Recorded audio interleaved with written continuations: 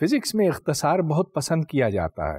اگر آپ کسی خیال کو کم سے کم الفاظ میں یا کم سے کم فارمولوں میں بند کر سکیں اور یہ معنی خیز ہو تو پھر اس سے بہتر کوئی بات نہیں. پچھلے لیکچر میں نے آپ کو آئنسٹائنز تھیوری آف اسپیشل ریلیٹیوٹی کے بارے میں کچھ بتایا تھا اور یہ اس کی ایک مثال بنتی ہے. آئنسٹائن کی تھیوری کے صرف 2 اسمپشنز یا 2 پوسٹولیٹس ہیں اور آپ کو یاد ہے وہ کیا ہیں. پہلا پوسٹولیٹ یا اسمپشن یہ ہے کہ روشنی ہر انرشل فریم میں اسی رفتار کے ساتھ حرکت کرتی ہے، خواہ وہ فریم چل رہا ہو یا کھڑا ہو یا بہت تیزی سے اس سمت میں یا اس سمت میں دوڑ رہا ہو. دوسرا اسمپشن، دوسرا پوسٹولیٹ یہ ہے کہ فزکس کے قوانین کی شکل و صورت ہر انرشل فریم میں وہی ہے، جس کا مطلب یہ بنتا ہے کہ اگر آپ یہاں پر ہیں یا چاند پر یا کسی راکٹ شپ میں، جو فزکس کا قانون آپ دریافت کرتے ہیں اور جو صحیح ہے اور مستند ہے اس کی شکل و صورت وہی ہوگی، خواہ آپ ادھر ہوں یا ادھر ہوں. تو یہ بہت مناسب باتیں ہیں اور بہت سادہ بھی ہیں، بہت مختصر ہیں، لیکن اس کے باوجود ان سے کتنا کچھ اخذ کیا گیا. مثال کے طور پر میں نے آپ کو پچھلی دفعہ یہ بتایا تھا کہ اگر ایک آبزرور آپ کے حساب سے بہت تیزی سے اس سمت دوڑ رہا ہے اور وہ بھی ایک انرشل فریم میں ہے، تو بقول آپ کے اس آبزرور یا اس ریفرنس فریم میں جو گھڑیاں چل رہی ہیں وہ ساری آپ کو سست چلتی ہوئی دکھائی دیں گی. گویا کہ آپ یہ سمجھیں گے کہ ادھر ہر چیز جو ہے بہت آہستگی کے ساتھ ہو رہی ہے.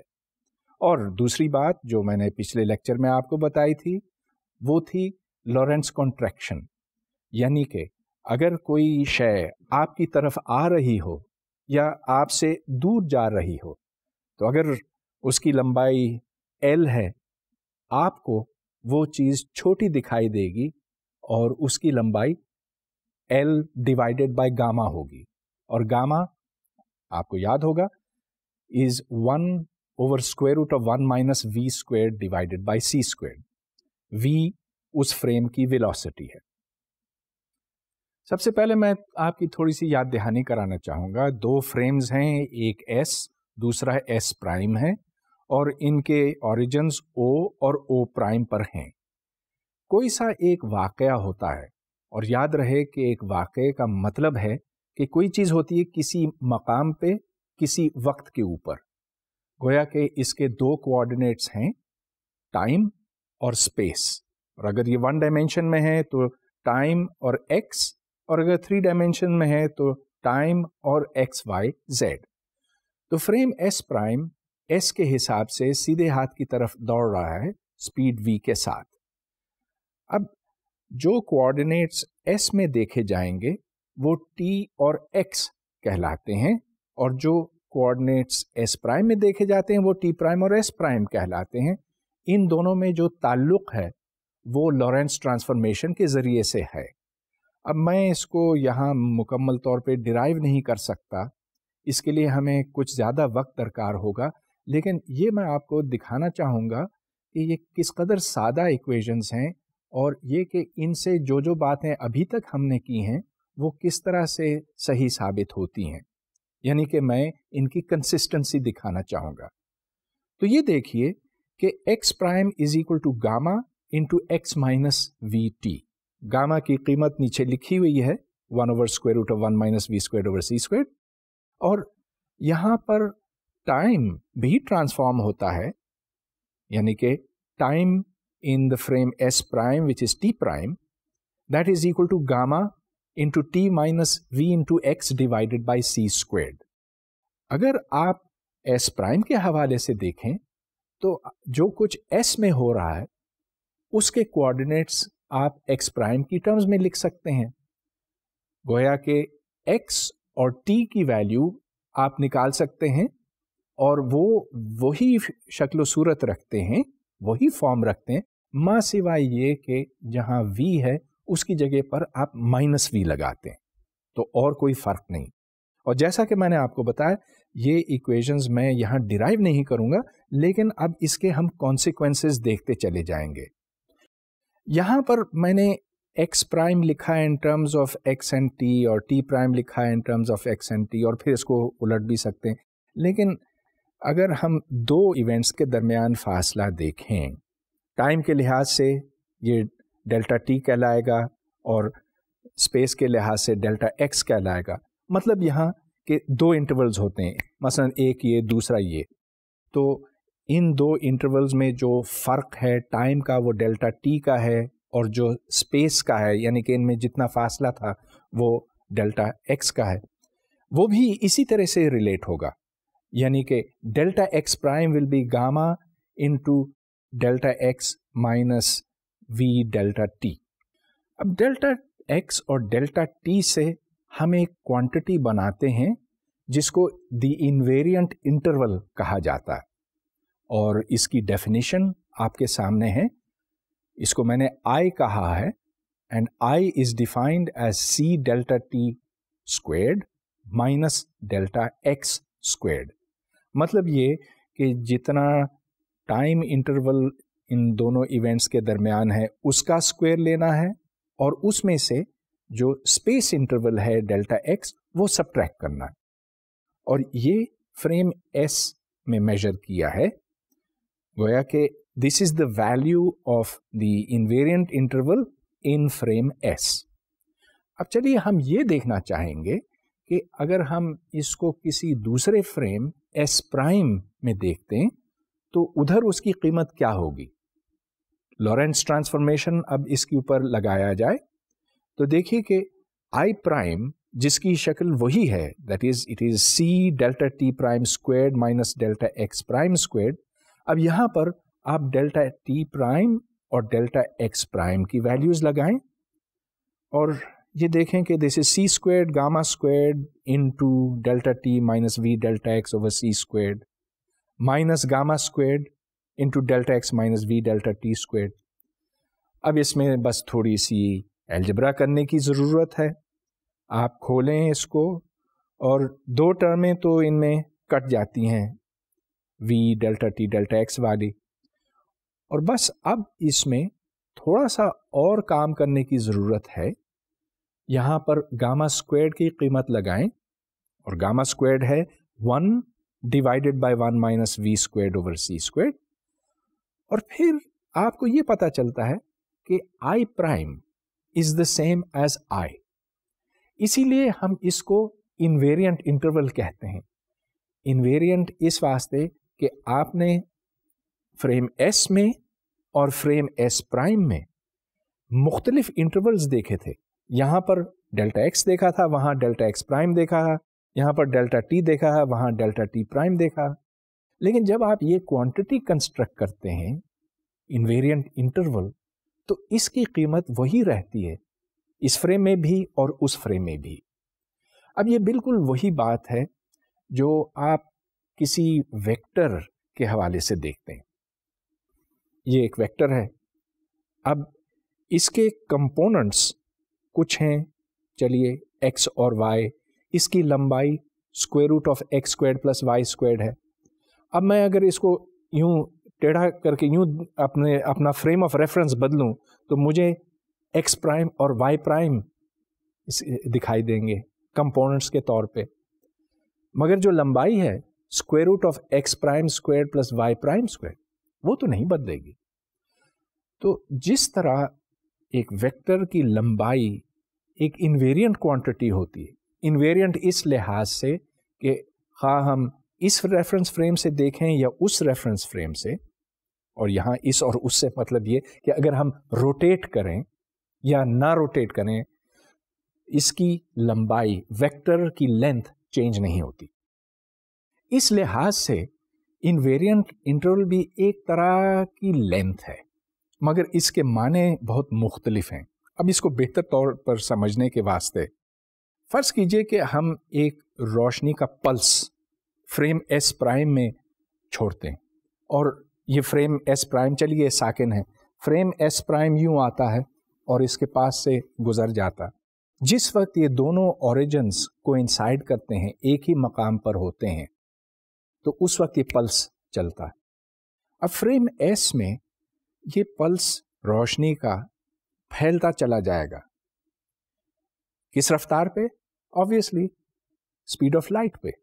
روشنی کی رفتار پہ حرکت کرتی. مگر اب ایس پرائم کا سوچیے.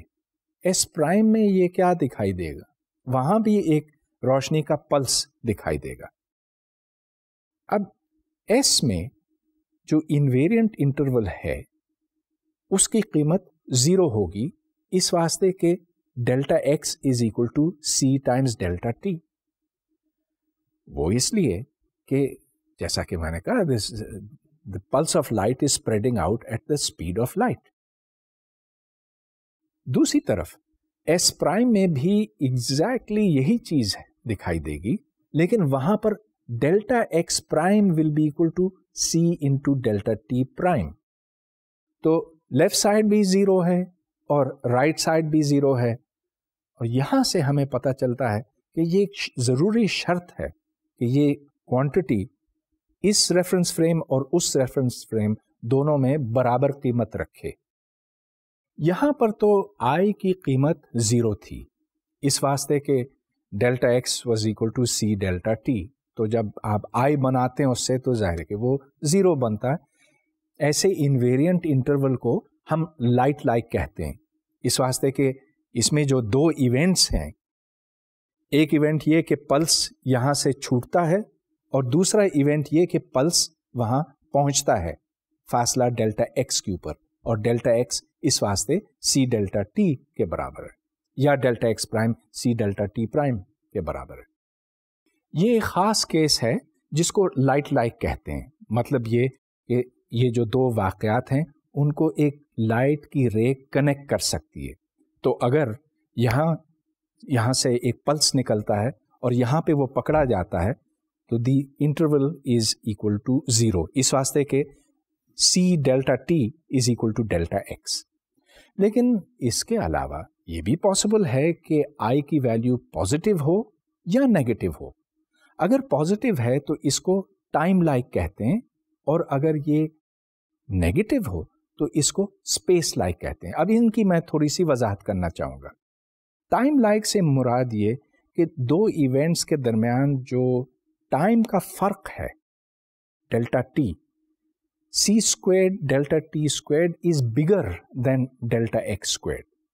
تو ایسی صورت میں اگر 2 ایونٹس میں فزیکل فاصلہ، اسپیس کے لحاظ سے فاصلہ کم ہو تو یہ ٹائم لائک کہلاتا ہے، اور اس کے برعکس یہ اسپیس لائک کہلاتا ہے. اب یہ یاد رہے کہ اگر ایک انٹرول فریم ایس کے اندر ٹائم لائک ہے یا اسپیس لائک ہے تو دوسرے میں بھی یہ ٹائم لائک یا اسپیس لائک ہوگا، اس واسطے کہ جو انٹرول ہے وہ نہیں بدلتا، خواہ فریم ایس میں ہو یا فریم ایس پرائم میں ہو. اب فرض کیجئے آپ کسی ایک فریم میں ہیں، چلیے اس کو ایس کہیں، اور اس میں کوئی پارٹیکل کھڑا ہے. اب اگر آپ ایکس اور ٹی کا ایکسس بنائیں، ٹی کو اوپر کی طرف ڈرا کریں، ایکس کو اس طرف، تو ٹائم بدلتا جاتا ہے لیکن پارٹیکل ادھر ہی کھڑا ہے، لہٰذا ایک سیدھی لائن ورٹیکل آپ کو دکھائی دے گی، and that is the world line of a particle at rest. اس کو ورلڈ لائن اس لیے کہتے ہیں کہ پارٹیکل کی مکمل معلومات اس کے اندر موجود ہے. تو یہ ایک جگہ پہ کھڑا ہے لیکن وقت آگے چلتا جا رہا ہے. اب اگر کوئی تیز حرکت کرنے والی چیز ہو، مثلاً راکٹ، تو ظاہر ہے کہ یہ ایک ورٹیکل لائن نہیں ہوگی، یہ ترچھی ہوگی. اس سے زیادہ اینگل ایک فوٹون کا بنتا ہے کیونکہ فوٹون روشنی کی رفتار کے اوپر حرکت کرتا ہے. اب انہی باتوں کو ہم بہتر طور پہ سمجھنے کے لیے اس ڈائیگرام کو دیکھیں گے.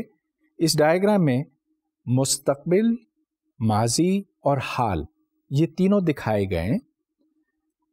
اس وقت ٹی ایکولز 0 ہے، ماضی میں ٹی نیگیٹو تھا اور مستقبل میں ٹی پازیٹیو ہوگا.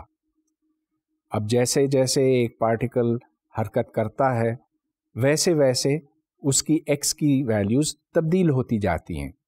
تو کبھی یہ آہستہ، کبھی تیز، کبھی رائٹ کی طرف حرکت کرتا ہے اور کبھی لیفٹ کی طرف، لیکن کسی ایک وقت کے اوپر یہ کسی ایک مقام پہ موجود ہوتا ہے. جو آپ دیکھ رہے ہیں وہ لائٹ کون کہلاتا ہے. لائٹ کون کا پاسٹ ہے، فیوچر ہے، اور جہاں پاسٹ اور فیوچر آپس میں ملتے ہیں اس کو پریزنٹ کہتے ہیں۔ اب کیونکہ ہر شے روشنی کی رفتار سے کم رفتار پہ حرکت کر سکتی ہے، اس لیے جو کچھ ماضی میں ہے، اس پارٹیکل کے ماضی میں ہے، وہ لوور یا پاسٹ لائٹ کون کے اندر ہے، اور جہاں جہاں پارٹیکل ہو سکے گا مستقبل میں وہ فیوچر لائٹ کون میں ہے۔ تو جو شیڈڈ علاقہ ہے، انہی علاقوں کے اندر یہ پارٹیکل رہ سکتا ہے۔ چونکہ یہ اسپیڈ آف لائٹ سے زیادہ تیز نہیں موو کر سکتا، تو یہ نہ بالکل رائٹ کی طرف ہو سکے گا اور نہ ہی لیفٹ کی طرف۔ مطلب یہ کہ پاسٹ کا لائٹ کون اور فیوچر کا لائٹ کون یہی ممکنات ہیں، پارٹیکل ان سے باہر نہیں ہو سکتا۔ ریلیٹیوٹی میں ڈیلٹا ایکس اور ڈیلٹا ٹی، ڈیلٹا ایکس فرق ہے پوزیشن میں دو واقعات کے درمیان، اور ڈیلٹا ٹی ان میں ٹائم کا جو فرق ہے۔ اور اسی طرح اگر آپ کسی دوسرے فریم میں دیکھیں تو وہاں ڈیلٹا ایکس پرائم اور ڈیلٹا ٹی پرائم ہے۔ اب سوال یہ پیدا ہوتا ہے کہ اگر دو واقعات یوں ہوتے ہیں کہ پہلے یہ اور پھر دوسرا یہ، تو اگر آپ ایس پرائم یا کسی دوسرے فریم سے دیکھیں، کیا وہ آرڈر وہی رہے گا؟ ادھر مسئلہ علت اور معلول، کاز اور ایفیکٹ کا ہے۔ ایک کاز ہے جس کے نتیجے میں ایفیکٹ پیدا ہوتا، مثلا کوئی گیند پھینکتا ہے اور دوسرا شخص اس کو پکڑتا ہے، یا گولی چلتی ہے اور وہ گولی جا کر کسی کو لگتی ہے، تو گولی چلانا کاز ہے اور کسی کو جا کے لگنا اور اس کو چوٹ پہنچنا ایفیکٹ ہے۔ تو پہلے کاز اور بعد میں ایفیکٹ۔ اب کیا یہ ممکن ہو سکتا ہے کہ ریلیٹیوٹی میں اگر کوئی تیز دوڑتا ہوا شخص انہی واقعات کو دیکھے تو کیا ان کا آرڈر ریورس ہو سکتا ہے؟ مطلب یہ کہ ون پریسیڈز دی ادر۔ یہ ایک بہت دلچسپ سوال ہے، اس کے اوپر ہمیں غور کرنے کی ضرورت ہے۔ اصل میں اس کا جواب تو ہمارے پاس پہلے سے موجود ہے، وہ اس لیے کہ اگر آپ انویرینٹ انٹرول دیکھیں آئی، جس کی قیمت ہے C delta T whole squared minus delta X squared, تو یہ ہر فریم میں وہی قیمت رکھتی ہے۔ اگر آئی پازیٹیو ہے اس فریم میں تو آئی پازیٹیو ہے اس فریم میں، اگر نیگیٹو اس فریم میں ہے تو نیگیٹو اس فریم میں ہے۔ لہذا ریلیٹیوٹی میں بھی کاز اور ایفیکٹ میں بالکل وہی تعلق ہے جو ہم اپنی عام زندگیوں میں دیکھتے ہیں۔ تو یہ کبھی نہیں ہوگا کہ اگر میں نے گولی چلائی اور کسی کو جا کے لگی تو کسی دوسرے فریم میں اس کا الٹ دیکھا جا سکے، یعنی کہ پہلے گولی لگے اور پھر رائفل چلائی جائے۔ So the order of events is preserved, that is because the invariant interval is the same in all frames. کچھ لیکچرز پہلے جب میں نے ساؤنڈ کی بات آپ کے ساتھ کی تھی تو اس وقت میں نے ڈاپلر ایفیکٹ ڈسکس کیا تھا۔ اس میں یہ کہ اگر کوئی ساؤنڈ کا سورس، مثلا کوئی گاڑی ہارن بجاتی ہوئی ایسے جا رہی ہے، تو وہ شخص جو زمین پر کھڑا ہے، جو روڈ کے اوپر کھڑا ہے، اس کو فریکوینسی بدلی ہوئی دکھائی دے گی، سنائی دے گی، اور اس کو ڈاپلر ایفیکٹ کہتے ہیں۔ یہ فریکوینسی بڑھتی ہے جوں جوں گاڑی اس کی طرف آتی ہے، اور پھر جب وہ ادھر سے گزر جاتی ہے تو وہ فریکوینسی کم اس کو سنائی دیتی۔ ڈاپلر ایفیکٹ روشنی کے لیے بھی ہوتا ہے، لیکن یہاں پر ہمیں ریلیٹیوٹی کو پوری طرح سے استعمال کرنے کی ضرورت ہوگی۔ تو اب فرض کیجئے کہ ایک گاڑی اپنے ہیڈ لائٹس جلائے ہوئے ایک کسی شخص کی طرف آ رہی ہے۔ اس ہیڈ لائٹ کی جو فریکوینسی ہے اس کو ہم نیو ناٹ کہیں گے، اور ٹی ناٹ اس کا ٹائم پیریڈ ہے، تو new not is 1/T naught, اور this is the frequency measured in the source rest frame. Source گاڑی ہے۔ ہم یہ جاننا چاہتے ہیں کہ وہ شخص جو سڑک کے اوپر کھڑا ہے اس کو کیا فریکوینسی دکھائی دے گی۔ اب فرض کیجئے کہ لائٹ ایک پلس اور پھر دوسرے پلس سے نکلتی ہے، اور ان کے درمیان جو فاصلہ ہے اس کو ہم لیمڈا کہیں گے۔ So lambda is the distance between two successive pulses या two successive crests. Time t के दौरान the crests ahead of the source move a distance ct. वो इसलिए कि जो रोशनी की रफ्तार है वो c है और टाइम t में ये फासला c इंटू t तय करेगी. चुनाचे C T is equal to lambda plus we into T. तो इस डायग्राम में आप देख रहे हैं कि टाइम टी में ये गाड़ी फासला v इंटू टी तय करती है. लैम्डा इन दो क्रेस्ट के दरमियान फासला है. चुनाचे lambda plus we T is equal to C into T. इससे फिर लैम्डा की कीमत निकलती है lambda is equal to C minus we into T. और यहां से फिर फ्रीक्वेंसी आप निकालते हैं, वो फ्रीक्वेंसी जो वो शख्स देखेगा जो जमीन के ऊपर खड़ा है. उसकी वैल्यू है सी over lambda which means C into C minus we into T. लेकिन ये टी कौन सा टी है, ये बड़ा अहम सवाल बनता है. ये T capital T, this is the time between two pulses measured by the man on the ground. वो इसलिए कि फ्रीक्वेंसी तो आखिर वो अपने हिसाब से देखेगा ना, और फ्रीक्वेंसी क्या है 1/टाइम. वो टाइम जो उसके बकौल दो पल्सेस के दरमियान है. तो पहले एक पल्स आता है और टाइम टी के बाद दूसरा आता है. अब रिलेटिविटी में टी और टी नॉट के दरमियान एक ताल्लुक है और वो ताल्लुक टाइम डायलेशन से है जो मैंने पिछले लेक्चर में कवर किया था. तो यहां से t is equal to gamma T not. Gamma is 1/√1 minus we square over C square. अब आप न्यू की वैल्यू यहां से पता करें तो थोड़ा सा ये अलजेब्रा करना होगा आपको. याद रहे कि सी स्क्वायर माइनस वी स्क्वायर को आप लिख सकते हैं as C minus we multiplied by C plus we. तो ये सब कुछ करने के बाद आप इस नतीजे पे पहुंचते हैं कि जो शख्स ज़मीन पे खड़ा है वो फ्रीक्वेंसी न्यू देखेगा और उसकी कीमत है square root of C plus we divided by C minus we into new not. अब देखिए यहाँ पर कोई फ़र्क नहीं पड़ता कि आप उस शख्स की तरफ जा रहे हैं या वो आपकी तरफ आ रहा है. साउंड के केस में दो फॉर्मूले एक दूसरे से बिल्कुल मुख्तलिफ थे, यहाँ एक ही है. हाँ, जब वो आपको देख रहा है तो v की वैल्यू नेगेटिव होगी और जब आप उसको देख रहे हैं तो v की वैल्यू पॉजिटिव होगी. मां सिवाय इसके और कोई फर्क नहीं है. तो डॉपलर इफेक्ट में अगर कोई सोर्स हरकत करता है तो उससे जो रोशनी निकलती है उसका रंग बदल जाता है. या अगर हम लाइट की नहीं, अगर हम किसी और इलेक्ट्रोमैग्नेटिक फ्रीक्वेंसी की बात कर रहे हैं तो फिर उस फ्रीक्वेंसी में फ़र्क आ जाता है. वो फ़र्क हमने निकाल लिया, उसकी वैल्यू निकाल रही है. It is square root of C plus we divided by C minus we.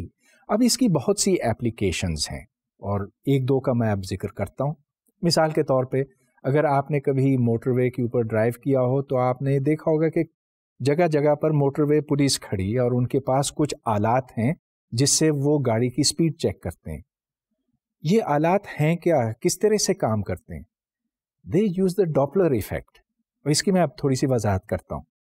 तो इस आले में, इस डॉपलर रेडार में होता यह है कि एक इलेक्ट्रोमैग्नेटिक पल्स, रोशनी का पल्स हो सकता है लेकिन ज़्यादा इम्कान ये है कि ये किसी उससे कम फ्रीक्वेंसी का हो.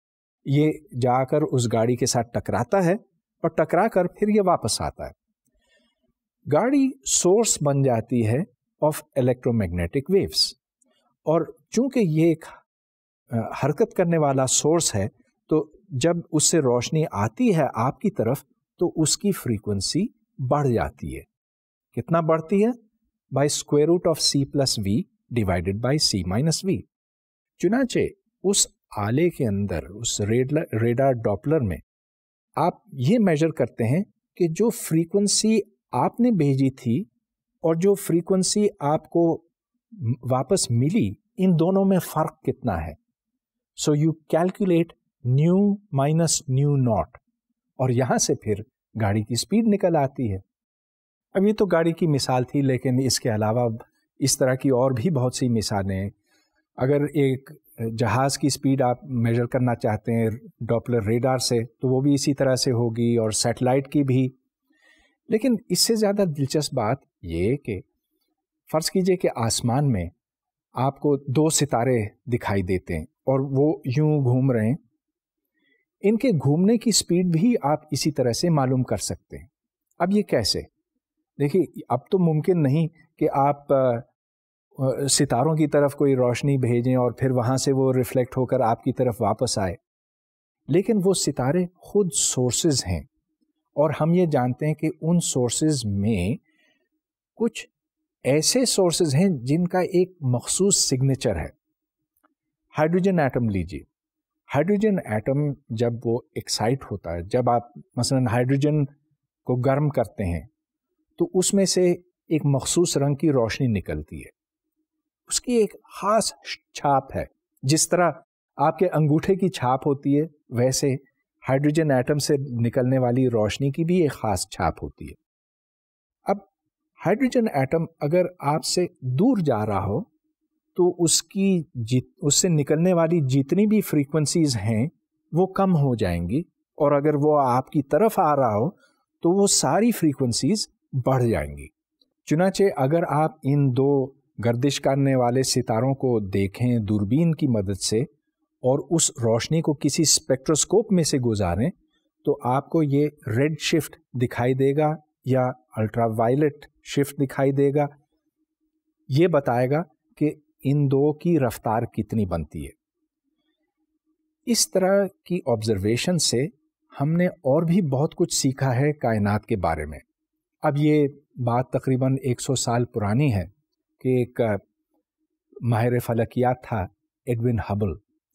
اس نے یہ دیکھا کہ جو کہکشائیں ہم سے دور ہیں ان سے جو روشنی آ رہی ہے وہ سرخ کی طرف مائل ہے.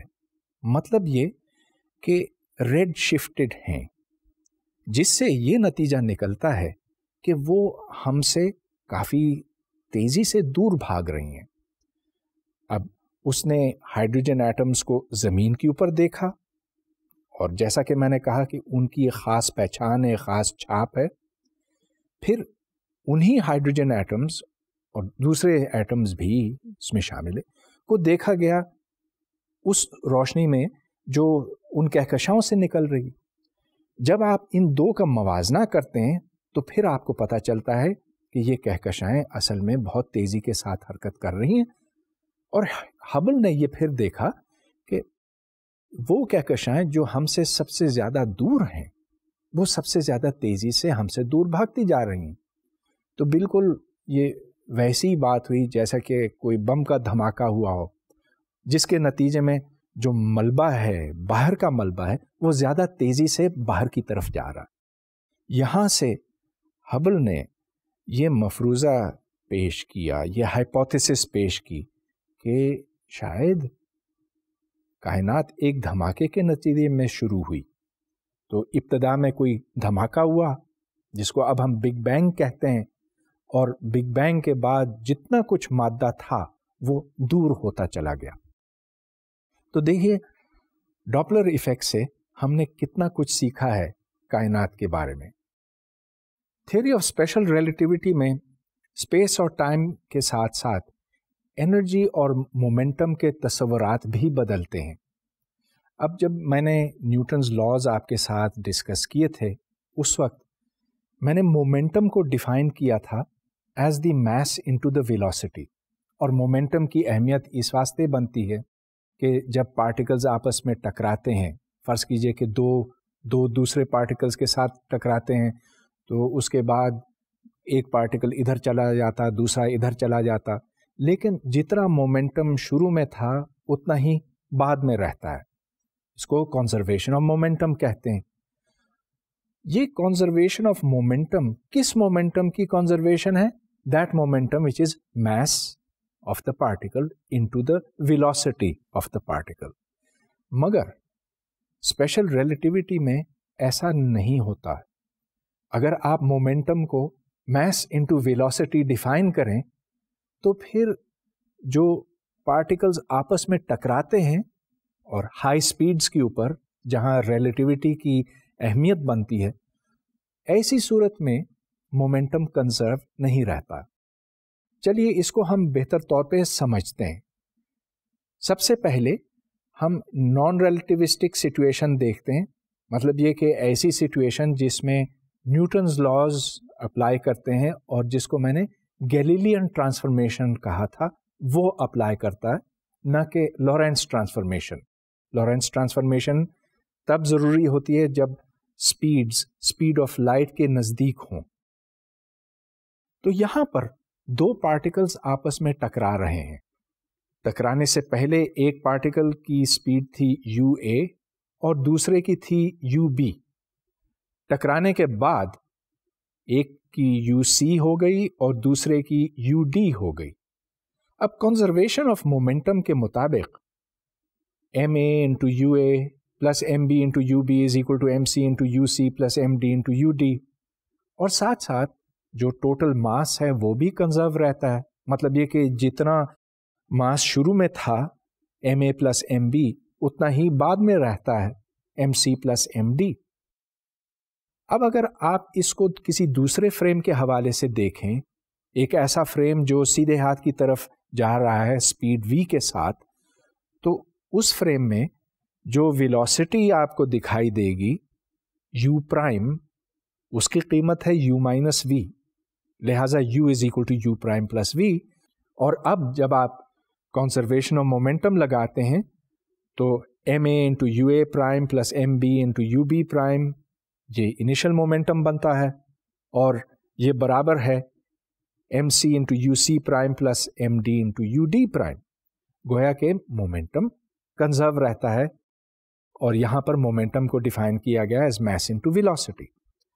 लेकिन अब चलिए हम इसको रिलेटिविटी के हवाले से देखते हैं। और रिलेटिविटी में जब आप स्पीड्स को कंबाइन करते हैं तो ये गैलीलियन तरीके से नहीं, अब आपको रिलेटिविटी का फॉर्मूला इस्तेमाल करना होगा, वो फॉर्मूला जो मैंने पिछले लेक्चर में डिराइव किया था। उस फॉर्मूले और गैलीलियन फॉर्मूले में फ़र्क डिनोमिनेटर में आता है। तो ये देखें कि u prime is equal to u minus v divided by 1 minus uv over c squared. तो जो डिनोमिनेटर है इसमें जो c स्क्वेयर्ड की वैल्यू आती है ये बहुत बड़ी है और आप नॉर्मली इसको निगलेक्ट कर सकते हैं, लेकिन ये चीज़ मौजूद है। लिहाजा यहाँ पर अगर आप कंजर्वेशन ऑफ मोमेंटम अप्लाई करें और इधर मोमेंटम से मुराद ये मास इनटू वेलोसिटी, तो ये फॉर्मूला बनता है जो आपके सामने है, लेकिन लेफ्ट साइड और राइट साइड ये एक दूसरे के बराबर नहीं हैं और मोमेंटम अब कंजर्व नहीं है। चुनाचे अगर आप मास इनटू वेलोसिटी का फॉर्मूला इस्तेमाल करें मोमेंटम के डेफिनेशन के तौर पे, तो फिर मोमेंटम नहीं कंजर्व रहेगा। सवाल ये पैदा होता है कि क्या मोमेंटम की कोई ऐसी डेफिनेशन बनाई जा सकती है जो दो शराइत पूरी करे। एक ये कि मोमेंटम कंजर्व रहे रिलेटिविटी के इस्तेमाल से, और इसका मतलब ये भी कि अगर इस फ्रेम में कंजर्व है तो उस फ्रेम में भी कंजर्व होनी चाहिए, वो फ्रेम जो तेज़ी से इस तरफ दौड़ रहा है। और दूसरे ये कि अगर तमाम स्पीड ऑफ लाइट से बहुत कम हो तो फिर इस डेफिनेशन को m इंटू वी के बराबर होना चाहिए। इस वास्ते कि हमें पता है कि न्यूटन्स लॉ तो बहुत हद तक कामयाब है, यहाँ तक कामयाब है कि जब हम किसी खलाई जहाज़ को मरीख पे भेजते हैं उससे भी दूर, तो हमें कभी किसी और चीज़ की ज़रूरत ही नहीं पड़ती। लिहाजा न्यूटन्स लॉज बहुत हद तक दुरुस्त हैं, लेकिन अब हम ये जानना चाहते हैं कि अगर स्पीड ऑफ लाइट के करीब हो तो फिर क्या होगा। लिहाजा हमें ये पता है कि limiting case P equals mv ज़रूर मौजूद है। अब चलिए हम इसको देखते हैं, ये देखते हैं कि ऐसी डेफिनेशन क्या होनी चाहिए। और असल में ये डेफिनेशन बहुत सादा है। आप mv या mu नहीं, गामा इंटू mu अगर इस्तेमाल करें बतौर एक डेफिनेशन के, तो फिर ये डेफिनेशन बन जाती है ریلیٹیوسٹک مومنٹم کی. اب ہم یہ دیکھیں گے کہ اگر ہم اس ڈیفینیشن کو استعمال کریں تو پھر جو دو شرائط میں نے بیان کی تھیں وہ دونوں پوری ہو جاتی ہیں. کنزرویشن آف مومنٹم کے تحت فریم ایس میں اب بالکل ویسے ہی فارمولا ہے جیسا آپ نے پہلے دیکھا تھا، لیکن ہر مومنٹم کو اس پارٹیکل کے گاما کے ساتھ ملٹیپلائی کیا گیا. ہر پارٹیکل کا الگ گاما ہوگا کیونکہ ہر پارٹیکل کی الگ سپیڈ ہوگی، اور گاما اے سے مطلب یہ 1 divided by square root of 1 minus velocity of that particle squared divided by c squared وغیرہ. تو کنزرویشن آف مومنٹم کا ایکسپریشن آپ کے سامنے ہے، لیکن اب ہم یہ جاننا چاہتے ہیں کہ فریم ایس پرائم میں کیا دکھائی دے گا. ادھر اگر آپ وہ فارمولا ویلوسٹی ایڈیشن کا استعمال کریں جو میں نے آپ کو تھوڑی دیر پہلے دکھایا تھا، تو اس فارمولے میں دو علیحدہ سیٹس بن جاتے ہیں. ایک سیٹ میں M a gamma A into V plus M B gamma B into V left side پر آتا ہے، اور دوسری سائڈ پر M C into gamma C V plus M D into gamma D V. اب یہ آپس میں کٹ گئے، اور اس واسطے جو نتیجہ ہمارے سامنے آیا وہ m a gamma a prime into u a prime plus all prime quantities on the left is equal to the same quantities on the right. یہاں سے ہمیں یہ معلوم ہوتا ہے کہ مومنٹم اگر ایس فریم میں کنزروڈ ہے تو وہ ایس پرائم میں بھی کنزروڈ ہے، اور چونکہ گاما 1 کو اپروچ کرتا ہے جیسے جیسے اسپیڈ 0 کو جاتی ہے، تو یہ نیوٹنز لاز کے ساتھ بھی جا کے ملتا ہے، نیوٹن کی ڈیفینیشن سے یہ مطابقت رکھتا ہے.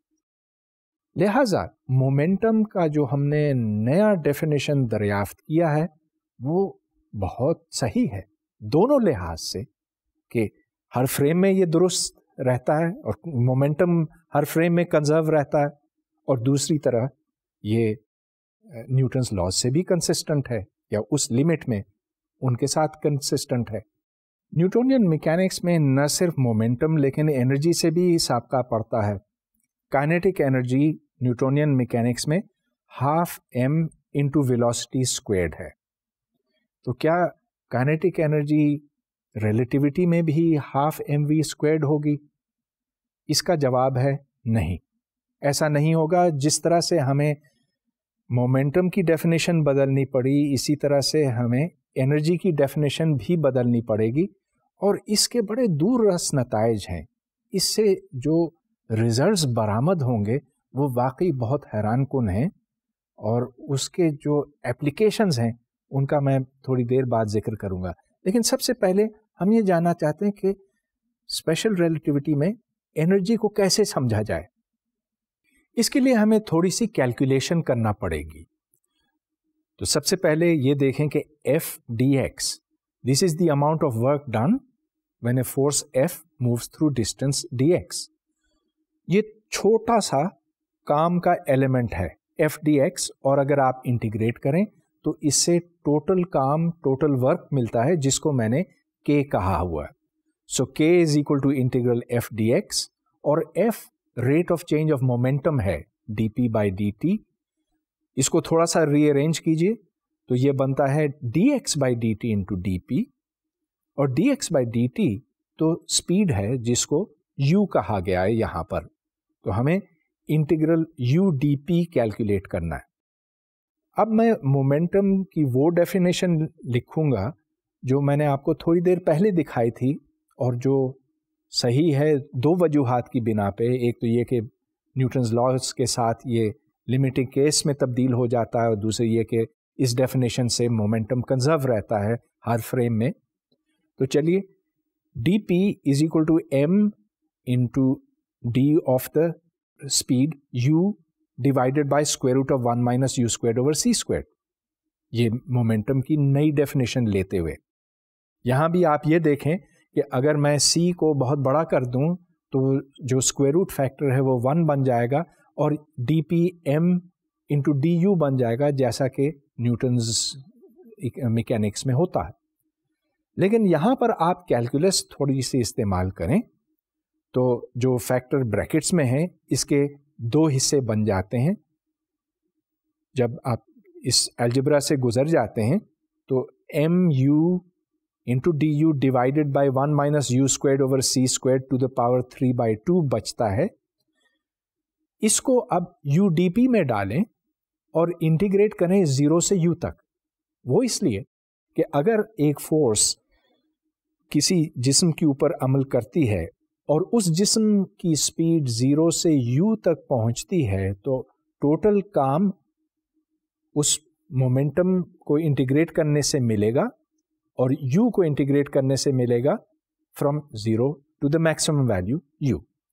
لہذا یہاں پر جو فائنل انٹیگرل سالو کرنا ہے that is U D you divided by 1 minus you squared over C square to the 3/2.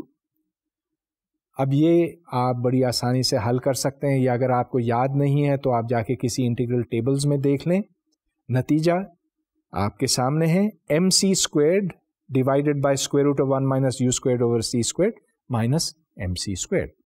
اب یہ جو ڈفرنس ہے ایم سی squared into gamma minus m سی اسکوائرڈ, یہ فرق اس کام کی وجہ سے ہے جو اس قوت نے کیا اس جسم کے اوپر. This is the work done by the force. لہذا یہاں سے ہم انرجی کو ڈیفائن کرتے ہیں, اور جس طرح ہم نے مومنٹم کو ڈیفائن کیا تھا اسی طرح سے ہم انرجی کو ڈیفائن کر کے اس کو ایک نیا مطلب دے رہے ہیں. We have defined it now as gamma into M C squared, یا M C squared divided by square root of 1 minus V squared over C squared. اس ڈیفینیشن کے تحت اگر ویلوسٹی اس پارٹیکل کی 0 بھی ہو جائے تو بھی انرجی 0 نہیں ہوتی. جو کم سے کم انرجی اس پارٹیکل کی بنتی ہے اس کو ریسٹ انرجی کہا جاتا ہے, اور اس کی قیمت ہے میس انٹو سی اسکوائرڈ. یہ ایک بہت انقلابی بات ہمارے سامنے آئی.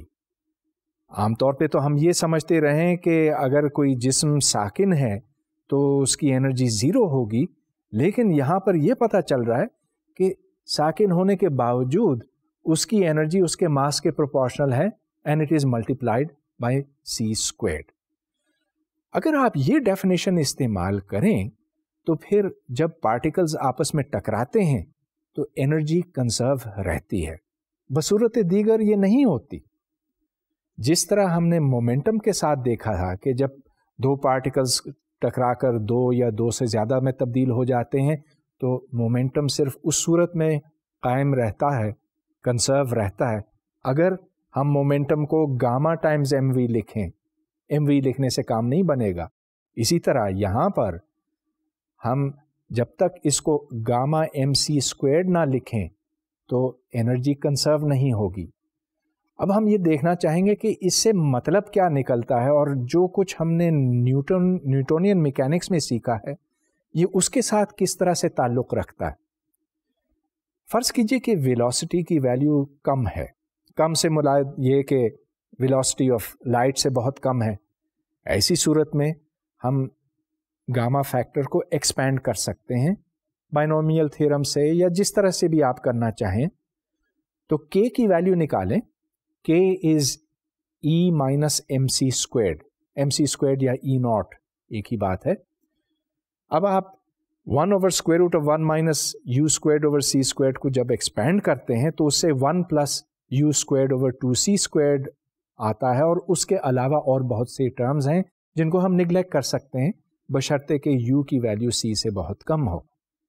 چنانچہ یہاں سے جو k نکلتا ہے, k is the amount of work done by your force, اور یہ کائنیٹک انرجی ہے half M you squared Newton کے فارمولے کے مطابق.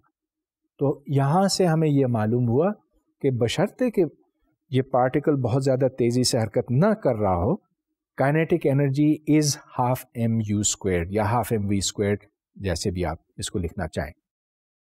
اب E is equal to gamma M C squared اور P گاما ایم یو ہے.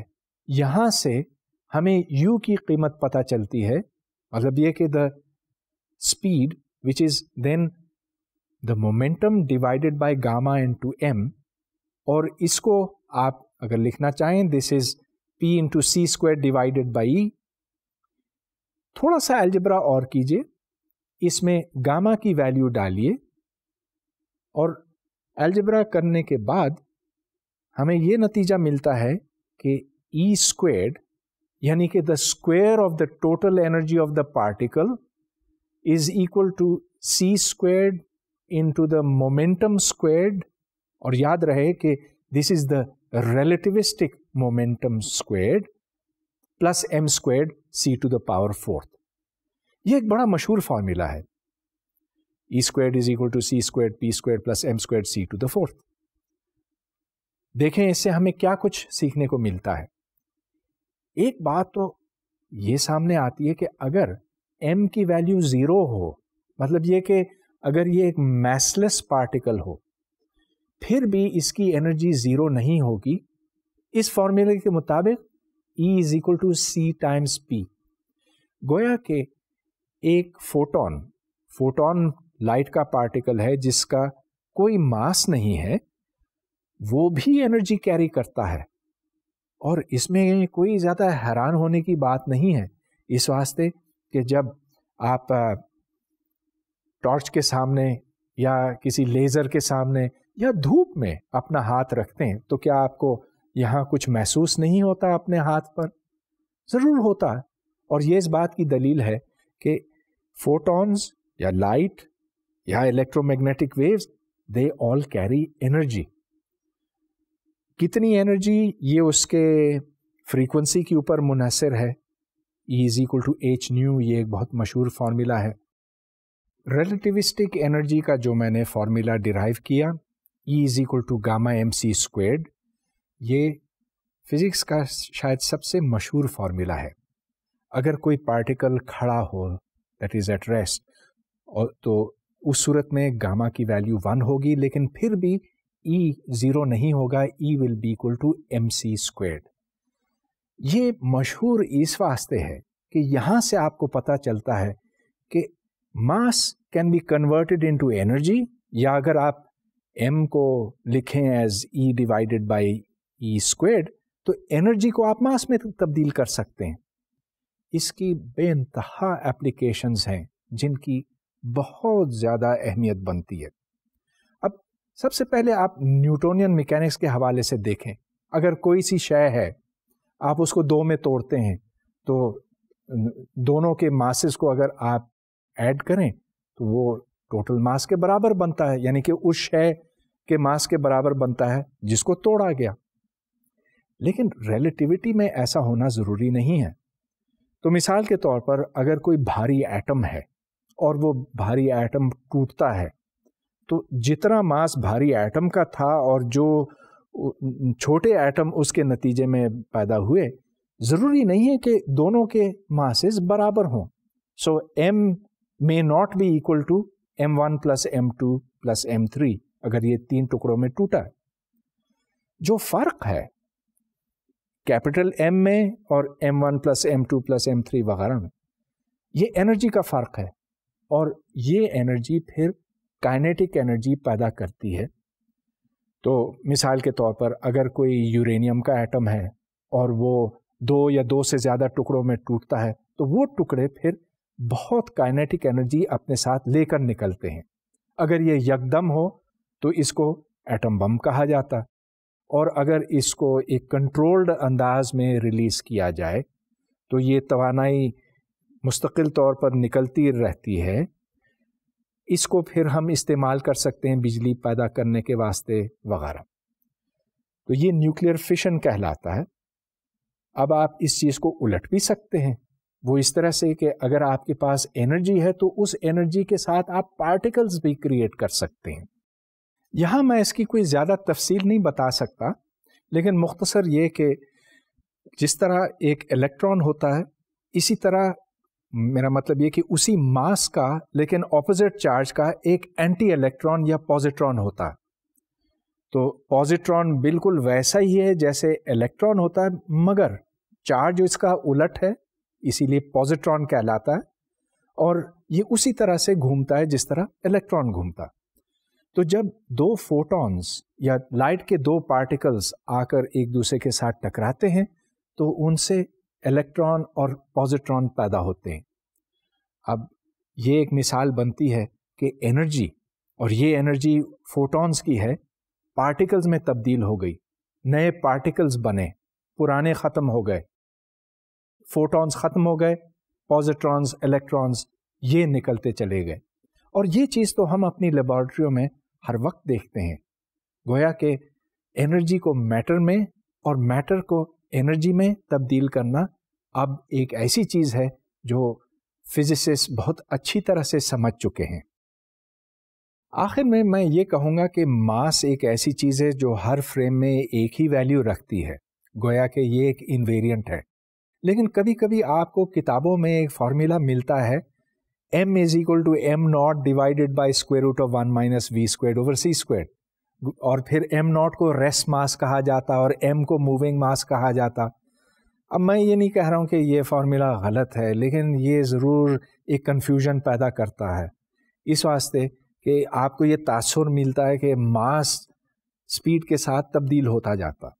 لیکن جو ماڈرن وے آف تھنکنگ ہے اور جو ریسرچ فزسسٹ استعمال کرتے ہیں، اس میں ہم ماس کو ایک فکسڈ کانسٹنٹ کوانٹٹی سمجھتے ہیں جس کی ویلیو ہر فریم میں برابر ہے، اور اگر وہ ماس ایٹ ریسٹ ہو تو E ایکولز mc²، E اس کی انرجی بنتی ہے. اب میں آئندہ کسی لیکچر میں آپ کو یہ بتاؤں گا کہ اصل میں ماس کس طرح سے انرجی میں تبدیل ہوتا ہے اور انرجی کس طرح سے ماس میں تبدیل ہوتی ہے. اس کے جو میکینکس ہیں اور اس کی جو ڈیٹیلز ہیں وہ پھر کسی لیکچر کا موضوع بنیں گی.